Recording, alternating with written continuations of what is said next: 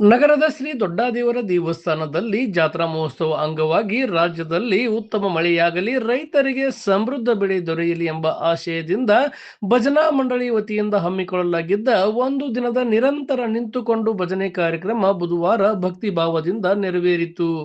ಜಾತ್ರಾ ಮಹೋತ್ಸವ ಅಂಗವಾಗಿ ಬೆಳಿಗ್ಗೆ 6 ಗಂಟೆಗೆ ಶ್ರೀ ದೊಡ್ಡಾದೇವರಿಗೆ ರುದ್ರಾಭಿಷೇಕ ಹಾಗೂ ವಿವಿಧ ಪುಷ್ಪಗಳಿಂದ ವಿಶೇಷ ಅಲಂಕಾರ ಮಾಡಲಾಯಿತು. ಬೆಳಿಗ್ಗೆ 8 ಗಂಟೆಗೆ ಲೋಕ ಕಲ್ಯಾಣ ಹಾಗೂ ಸಕಾಲದಲ್ಲಿ ಉತ್ತಮ ಮಳೆ ಸುರಿಯಲೆಂದು ವಿಶೇಷ ಹೋಮ ಹವನ ನಡೆಸಲಾಯಿತು.